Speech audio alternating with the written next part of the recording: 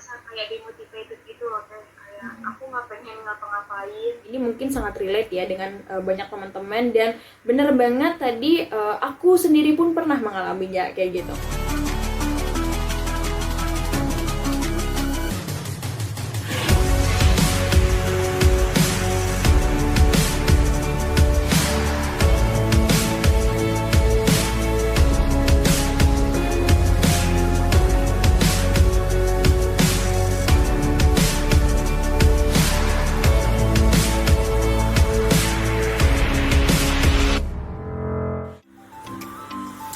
Halo, assalamualaikum warahmatullahi wabarakatuh. Welcome back to my channel. Nah, hari ini, hari Sabtu 22 Mei 2021, siang hari ini, aku akan sharing bareng teman-teman BEM Kema Fakultas Teknik Industri Pertanian di Universitas Padjadjaran tentang manajemen stres, dan yuk ikutin terus materinya. See you!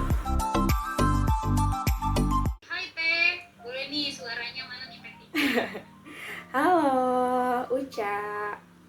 Hai Teh, wah halus banget ya, beda nih sama aku juga ngomong hai Teh. Halo, assalamualaikum, selamat siang teman-teman Suara Karya. Oke, terima kasih banyak Uca tadi sudah memperkenalkan aku. Terus juga terima kasih banyak teman-teman BEM Kema FT sudah memberi kesempatan ya buat aku untuk sharing. Seneng banget akhirnya bisa ketemu sama teman-teman BEM Kema FT walaupun secara daring ya hari ini. Semoga tetap sehat selalu, kemudian juga tetap semangat tentunya untuk kita sharing-sharing pada hari ini.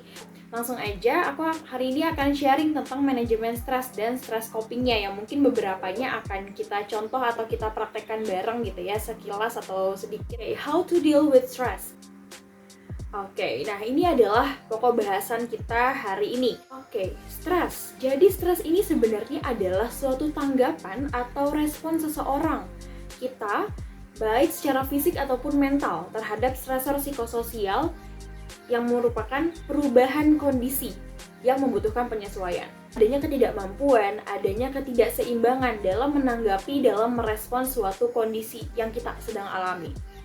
Nah, ini ada quotes nih dari James Pierce bahwasanya stres itu tidak diciptakan oleh peristiwa dalam hidup kamu, tapi oleh reaksi terhadapnya. Setiap kehidupan pasti ada aja masalah. Nah, ketika kita dihadapkan dengan masalah, adanya tuntutan, adanya beban kerja, adanya ketidaksesuaian, kita meresponsnya. Kalau misalnya kita tidak mampu tadi ya, tidak ada kemampuan atau tidak ada skill, tidak ada pengetahuan untuk bisa menghadapinya dengan baik, nah makanya kita akan jadi stres. Kita akan bahas tentang penyebab stres datang. Hal apa aja sih yang bisa memicu datangnya stres? Next, kita lihat. Kalau based on latar, tadi sebagian banyak besar udah dijawab ya sama teman-teman. Kita bisa lihat dari 3 aspek. Dari aspek ASO, akademik, sosial, organisasi. Oke, kalau dilihat dari sumbernya ini ada 2. Ada external stressor, ada internal stressor. Bedanya apa? Ini parameternya adalah diri ya. Kalau eksternal berarti di luar diri, yang di luar kontrol kita. Kalau internal ini yang tadi aku bilang, kita bisa mengontrolnya, kita bisa memanage. Oh ya, anyway, dalam merespon masalah itu ada 2 cara kita atau cara manusia meresponsnya. Ada 2 hal. Yang pertama adalah pilihannya fight. Fight itu kita menghadapinya. Kita menghadapinya untuk menyelesaikannya. Cara yang kedua atau respon yang kedua adalah flight. Flight itu kabur. Ntar aja deh diselesainnya. Nah, ini dia. Kita buktikan. Apakah stres itu selamanya buruk? Tentu saja tidak ternyata. Kita lihat mapping dari tingkatan dan juga dampak stres. Sebenarnya stres ini ada 2, teman-teman. Ada 2 tingkatan ya. Ada yang namanya eustress, ada yang namanya distress. Eustress ini adalah stres positif. Ketika kita merasa adanya tekanan, adanya beban yang cukup tinggi, tapi itu dikarenakan atau bertujuan justru untuk memotivasi kita atau memacu diri kita untuk berperilaku mendapatkan sesuatu, menyelesaikan sesuatu, meraih sesuatu gitu. Kalau distress ini adalah stres negatif. Dia tingkat stresnya juga sama, sangat tinggi ataupun sangat rendah, dan dikatakan dia stres negatif ketika memang tubuh dan pikiran kita itu mulai merespon penyebabnya dengan cara negatif. Cari tahu lebih jauh tentang dampak dari distress ya, yang stres negatif ini. Kita lihat ada 4 aspek. Kita bisa lihat dari aspek fisik atau fisiologis.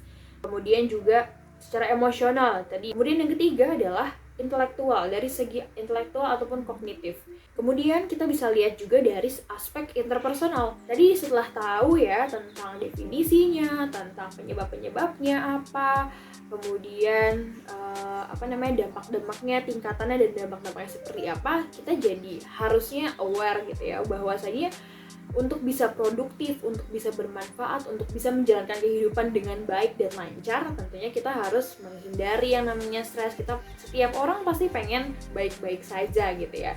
Tapi dalam mengelola stres ini pun harus dilatih.